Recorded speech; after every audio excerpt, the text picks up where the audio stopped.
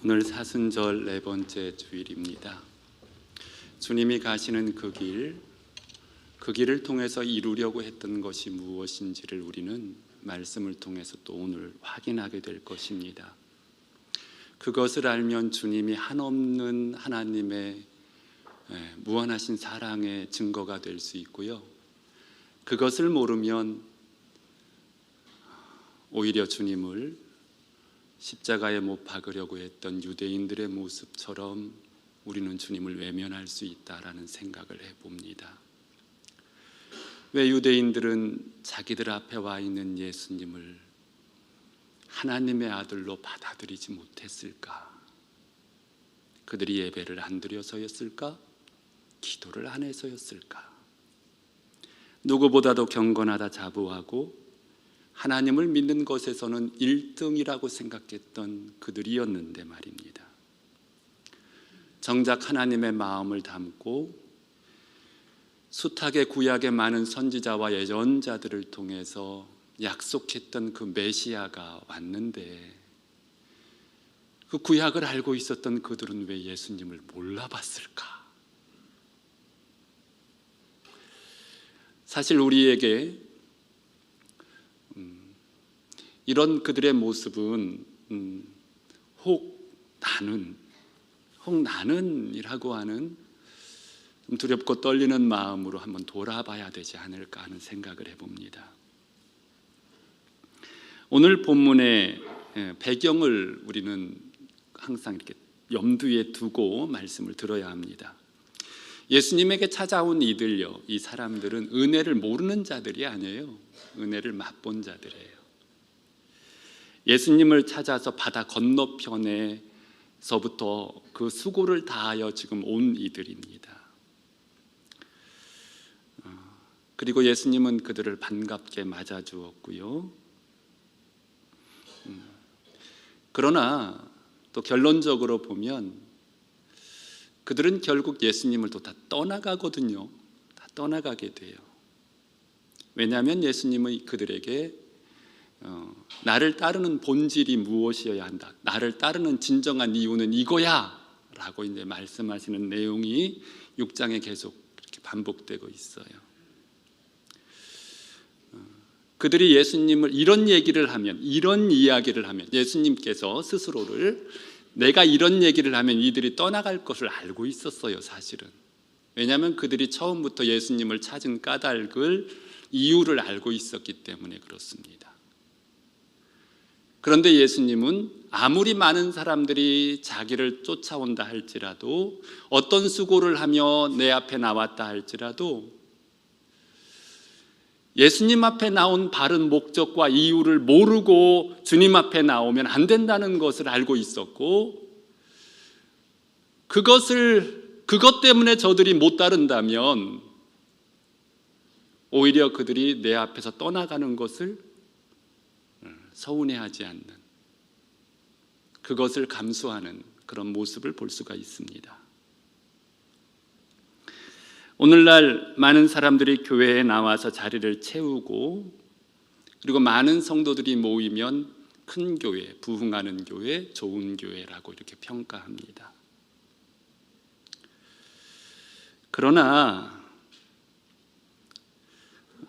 만약에 이들처럼 예수님의 목적과 이유가 아닌 다른 목적으로 주님 앞에 나온다면 그 교회가 큰 교회인가? 라고 하는 거예요. 예수님은 작정하고 말씀하셨던 거예요. 저들에게 너희들이 나를 믿기 위해서 나온 것이 아니라 먹고 배부른 까닭이다. 이들이 예수님을 찾아 나온 이유가 그러하다. 그리고 예수님은 아주 냉정하리만큼 주님을 찾는 목적이 바르지 않으면, 예수님의 이유로 그들이 예수님 앞에 나오지 않으면 아무리 배를 타고 수고와 애씀을 다하여 내 앞에 나왔다 할지라도 나와는 상관이 없다, 소용이 없다 하는 말씀인 거죠. 오늘 예수님을 믿는 바른 이유와 목적이 우리에게 있었으면 좋겠어요. 그리고 교회를 평가할 때, 바라볼 때 사람이 많고 적음으로 큰 교회와 작은 교회가 나뉘어지지 않았으면 좋겠어요. 제발요. 많은 사람이 모이면 좋은 교회, 사람들이 많이 모이지 않으면 안 좋은 교회, 작은 교회.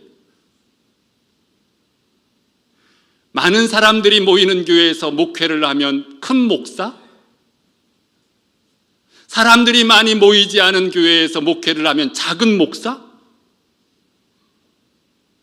나의 믿음의 하나님 앞에서의 모습은 점검하지 않고 내가 다니는 교회는 이만큼 큰 교회라고, 많은 사람이 모이는 교회라고 그거 자랑하는 어리석음?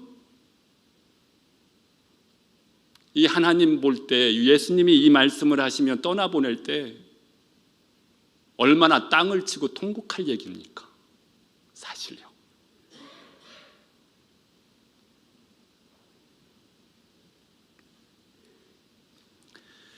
지난주에 이어서 생명의 떡에 대한 이야기가 계속되고 있고요. 오늘 본문에도 지난주에 했던 이야기와 반복돼서 재차 예수님이 강조하시는 말씀들이 또 반복되고 있는 것도 있습니다.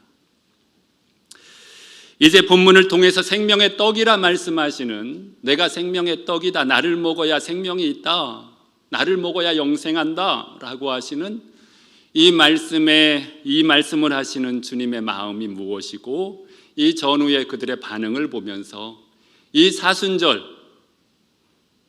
우리의 떡이 되시기 위하여, 우리의 진정한 생명의 양식이 되기 위하여 예루살렘으로 향하시는, 그 십자가로 향하시는 주님의 마음을 우리가 좀 알고 그 걸음이 헛되지 않게, 그 십자가의 죽으심이 우리에게 진정한 생명이 되기를 소망하며, 만약 내 안에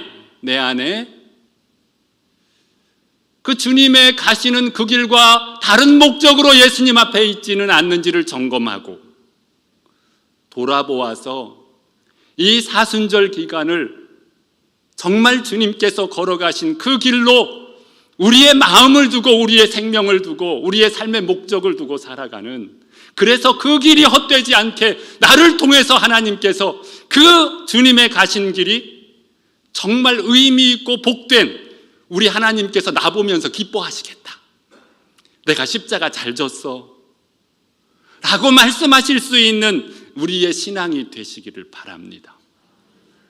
첫째로 드리고 싶은 이야기는, 나는 생명의 떡이다, 나는 하늘에서 내려온 떡이다 라고 하시는 이 말씀을 듣고 수군거리는 유대인들의 모습입니다. 왜 그들은 그랬을까라고 하는 걸 생각해 봅니다. 그들은 수군거렸어요. 하늘에서 내려온 떡이라고 말하니까. 이 수군거렸다라고 하는 것은 받아들이지 않았다는 거예요. 더 심하게 얘기하면 비웃었다는 얘기고, 더 심하게 얘기하면 조롱했다는 얘기예요. 마음속으로 네가 뭔데? 라고 하는, 네가 뭔데? 내가 니들 부모도 알아, 너의 형제도 알고, 네가 어떻게 자라왔는지 내가 다 아는데 어떻게 네가 하늘에서 내려온 떡이야? 그렇게 말하는 거거든요. 성도 여러분, 사실 이 이야기를 하기 이전에 배 타고 오기 이전에 어저께 있었던 일, 우리 지금 시간적으로 보면 우리는 몇 주에 걸쳐서 말씀을 듣겠지만, 이 말씀이 이렇게 만들어진 시간은 어제예요. 어제 오래되지도 않았어. 어제 광야에서 그 갈릴리 바닷가 들판에서 그 오병이어의 기적을 맛봤잖아요. 그런 사람들이 지금 배 타고 여기까지 온 거예요. 이 오병이어의 기적을 베풀면서 그들에게 확인시켜 준 것이 있어요. 내가 생명이다. 내가 너희에게 생명을 줄 수 있는 자다. 예수님은 그런 일들을 통해서 내가 누구인지를 너희들이 좀 알아봤으면 좋겠다 라는 마음을 갖고 그 일을 행하신 거예요. 그래서 표적이라고 하는 거예요. 그런데 그들은 그 일을 행하신 분이 누구인지 그 예수님의 의도는 까마득히 까먹고 오직 뭐를? 배부른 까닭에 자기들의 배만 채우려고 하는 마음으로 주님을 따랐던 거예요. 여러분, 우리가 왜 유대인들이 예수님을 몰라봤을까? 왜 바리새인들이 예수님을 못 만났을까? 앞에 있지만 그분이 예수님인지 왜 몰라봤을까? 우리는 여기서 힌트를 얻잖아요. 첫째는 자기들이 가지고 있는 지식, 경험, 자기들의 눈에 보이는 그것에 사로잡혀서, 또 하나는 자기들의 욕심을 채우려고 하는, 자기들의 필요만 채우려고 하는, 자기들의 소원만 이뤄보려고 하는 목적으로 예수님을 따르니 그분이 하나님의 아들로 보이지가 않는 거예요. 그 일을 해주면 좋고 그 일을 해주지 않으면 저 예수를 십자가에 못 박으라고 소리치는 그런 모습으로 변하더라라고 하는 거예요. 즉 다시 말씀드리면 예수님을 하나님의 아들로 그분의 살아계심을 만나기 위해서는 내가 가지고 있는 지식, 세상의 통념들, 경험들, 그것에 하나님을 가두는 어리석음을 범치 말아야 한다는 거예요. 그리고 나의 필요를 채우기 위하여 예수님을 쫓는, 그 육신의 필요를 채우기 위하여 예수님을 찾는 이유가 되지 말고 그분을 알아보기 위하여, 그분을 섬기기 위하여 주님을 찾는 자가 되어야 한다라고 하는 거예요. 그분 안에 있는 선물을 바라면서 그분을 만나지 못하는 어리석음을 범치 말자는 거예요. 은혜 경험했습니다. 은혜 경험했어요. 오병이어의 기적은 얼마나 큰 기적입니까? 계속해서 이야기되는 거잖아요. 병든 자를 고치고 죽은 자를 살려내는 이적도 있었습니다. 이게 다 은혜예요. 은혜. 하나님이 베풀어 주신 은혜. 우리가 믿는 건 은혜가 아니잖아요. 은혜를 베푸신 주님을 만나는 거지. 그 은혜를 통해서 주님은 없어. 주님을 만나야 되는데, 그리고 은혜 받았다는 것으로 자기가 신앙인이라고 자부해. 어림없는 소리입니다. 그래서 그런 거예요. 오늘날도 우리에게 주님 앞에 나갈 때에는 우리의 경험의 한계, 지식의 한계, 우리의 가지고 있는 주변 상황의 한계, 그리고 나를 세우려고 하는, 내 것을 채워가려고 하는 그러한 이기심, 욕심의 모든 것들을 내려놔야 합니다. 소위 십자가에 못 박고 주님 앞에 나가야 돼요.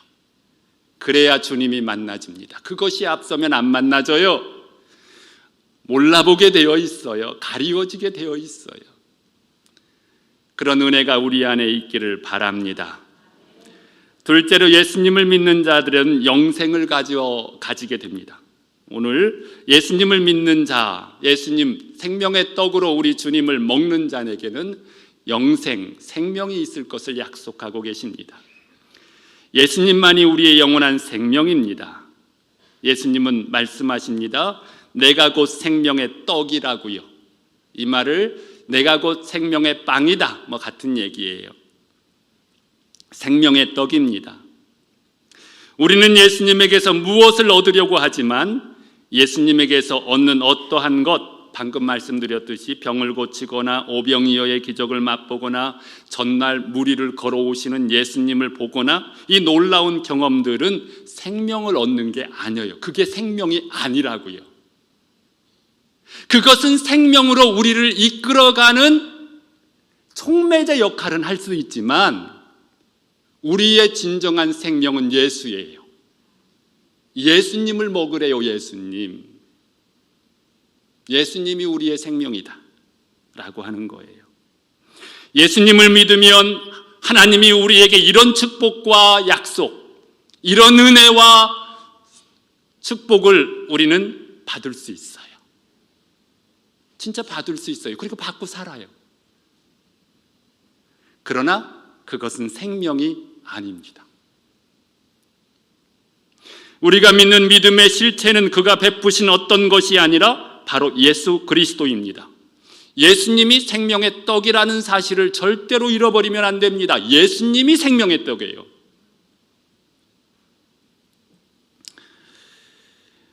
우리가 육신이 살려고 하면 먹는 음식인 떡을 먹어야 하듯이 우리의 영혼은 예수님을 먹어야 합니다. 예수님을 모셔드려야 한다고요. 이 안에, 우리 안에 예수님을 모셔드려야 돼요. 인간의 근본 실체인 영적 생명을 유지하는 비결은 생명의 떡으로 오신 예수님을 우리 안에 나의 생명으로, 나는 이분 없으면 못 살아, 내가 안 먹으면 죽듯이 이분이 내 안에 내가 모셔드리지 않는다면 나는 내 삶은 아무런 의미가 없어. 나는 못 살아. 절절하게, 간절하게 우리의 온몸과 마음을 다하여 우리 주님을 내 안에 모셔드리는 이 일을 하루에 3끼 밥을 먹듯이 이거 안 먹으면 나 죽어! 라고 그렇게 인식하고 살듯이 나는 예수님 없으면 죽어! 라고 말하고 난 그 예수님이 함께 하셔야 돼! 라고 말하고 그렇게 그러한 삶을 붙잡고 사셔야 돼. 이게 있어야 된다고요. 사도 바울이 얘기하지 않습니까? 너희가 믿음 안에 있는가 너희 자신을 시험하고 너희 자신을 확증하라. 예수 그리스도께서 너희 안에 계신 줄을 너희가 스스로 알지 못하느냐. 그렇지 않으면 너희는 버림받은 자라. 내가 예수님을 내 안에 모셔드리고 하루에도 3끼 밥을 먹듯이 끊임없이 주님이 내 안에 주인으로 끊임없이 확인하고 주님이 내 안에 내 생명이 되셔야 합니다라고 하는 이 고백 속에 살지 않고 이 마음을 예수님 아닌 다른 것으로 더럽히면 그 사람은 버리운 자다, 죽은 자다는 거예요. 하나님이 주시는 영생을 얻기 위해서는 우리 안에 생명의 떡이신 예수님을 먹어야 합니다. 이 먹는다는 말이 좀 이상하게 들리기도 했어요. 그런데 이보다 더 정확한 비유가 없는 것 같습니다. 이 먹는다는 게 얼마나 중요해요. 육신의 생명에서 바로 예수님을 먹어야 산다라고 하는 거죠. 항상 예수님의 어떤 것, 예수님의 어떤 것이 아닌 예수님 그분을, 그래서 항상 경계해야 돼요. 예수 믿어서 예수님으로부터 어떤 것, 내 가정, 내 직장, 내 삶, 내 자녀, 어떤 것을 집중하지 마시고 그 예수님을 놓치지 말기를 바랍니다. 특히 떡은 매일의 양식으로 우리 주님이 우리 안에 계셔야 하는 것을 의미합니다. 어제의 믿음이 오늘의 믿음이 될 수 있습니다? 없습니다. 매일 때마다 육신의 양식을 먹듯이 하루도 몇 번이고 그리고 매일 삶 속에서 이 사실을 잊지 마시고 예수님을 내 마음의 중심에 내 생명을 유지하고 살아가는 이유가 그분에게 있음을 고백하시기를 바랍니다. 여러분 돌아보세요. 우리의 삶에요, 우리의 육신의 삶도요, 우리가 육신의 건강을 좌우하는 근본은 먹는 거에 있어요. 진짜로 먹는 거에 있어요. 잘 먹어야 육신도 건강합니다. 잘못 먹으면 육신의 건강도 잘못될 수밖에 없어요. 잘 먹는다는 것은 많이 먹는다는 얘기를 얘기하는 게 아니에요. 이것을 먹으면 내 몸에 어떤 영향을 미치는지를 알고 먹어야 돼요. 여러분, 우리의 영혼의 진정한 양식은 예수이어야 합니다. 세상의 근심이나 걱정이나 세상의 물질이나 명예나 세상의 유행이나 세상의 어떤 것으로 내 양식을 삼을 때는 내가 잘못될 수밖에 없는 거예요. 우리를 살리는 가장 좋은 음식은 예수 그리스도다 라고 하는 것을 기억하시고, 언제나 여러분 지금 이 순간부터 경험이 없어도 괜찮아요. 교회 오래 다니지 않았어도 괜찮아요. 이것만 있으면 돼요. 주님은 내 양식입니다. 내 안에 주님이 계시고 나는 주님 없이는 못 삽니다. 무엇으로도 저는 주님과 바꾸지 않으렵니다. 어딜 가든지 저는 내 안에 주님을 모신 마음만큼은 가장 소중한 나의 마음으로 삼고 살아가겠습니다. 그러니 주님 내 안에 들어오셔서 내가 어딜 가든지 어떤 상황이든지 누구를 만나든지 무슨 일을 하든지 그 어떤 일 때문에 주님 잃어버리는 일만큼은,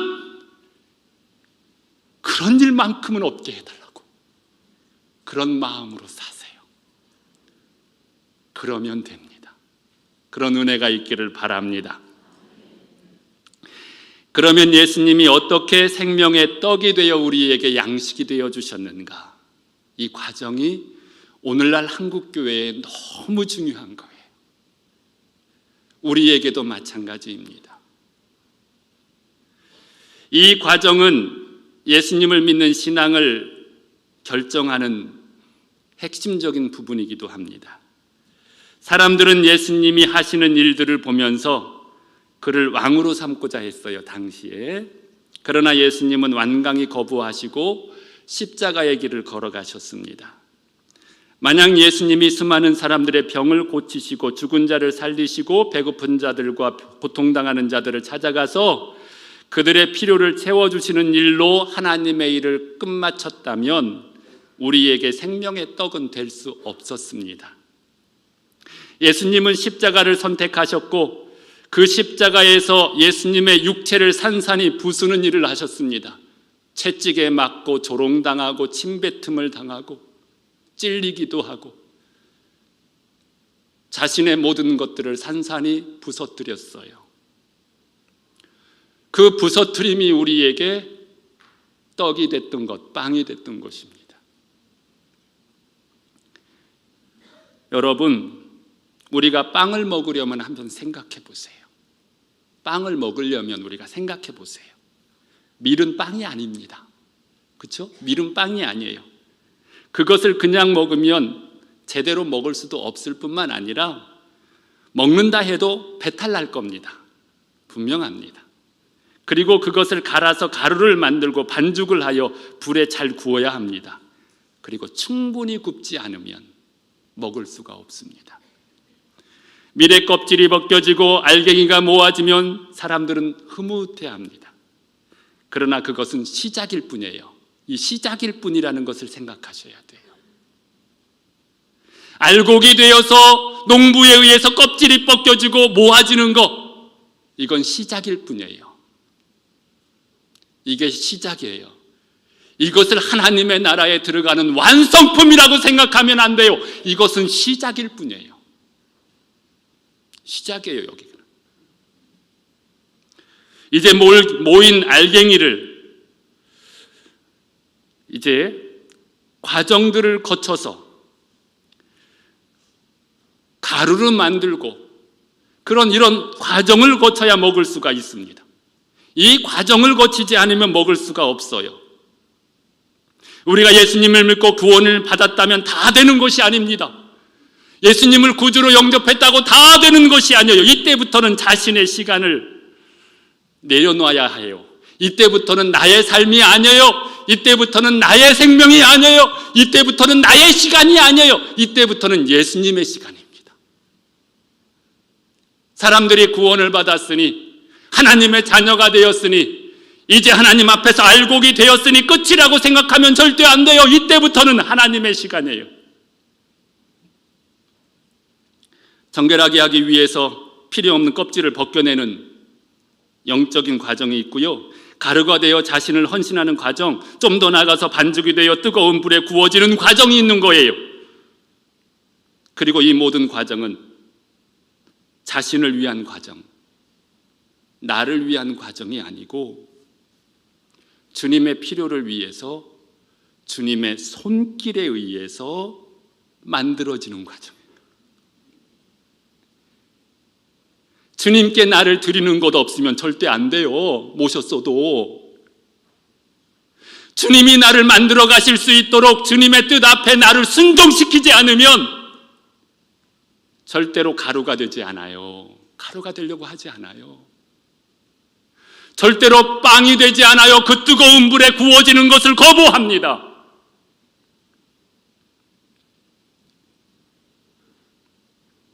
성도 여러분, 이 모든 과정은 자신을 위한 과정이 아니라 주님의 필요와 손길에 의하여 다른 사람을 위한 영양분이 되어지는 과정임을 잊지 마십시오. 예수님은 우리가 먹기 좋은 찢긴 빵, 그것이 되어지기 위해서 십자가에 죽으셨습니다. 주님은 우리를 주님의 손에서 주님이 만들어 가시는 잘 익은 빵으로 만들어 가시기를 원하십니다. 아멘도 별로 안 하시네요.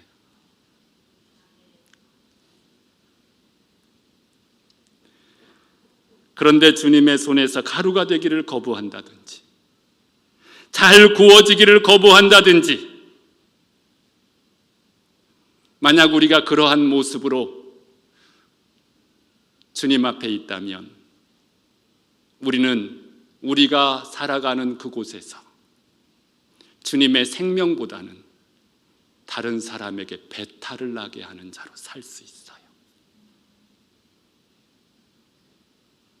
내가 하나님 앞에 구워지지 못하고 내가 하나님 앞에 가루가 되는 것을 거부하고 내가 다른 사람에게 하나님이 생명을 전하는 양식으로 주님 앞에 내어 맡기지 못하면 가정에서도 교회에서도 목사면 목사로서도 직분자면 직분자로서도 가는 곳마다 배탈나게 만들어. 배탈나게. 분명합니다.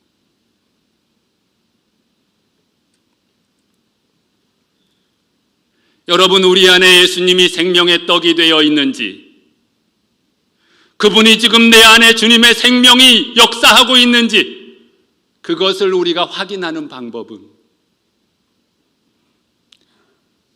내가 주님의 손길과 방법으로 누군가의 생명을, 예수의 생명을 전하기 위한 이 과정을 내가 겪고 있는지, 순종하고 있는지를 통해서 내 안에 들어오시고 나를 다스리시는 내 안에 생명의 떡인 그분이 확인되는 겁니다.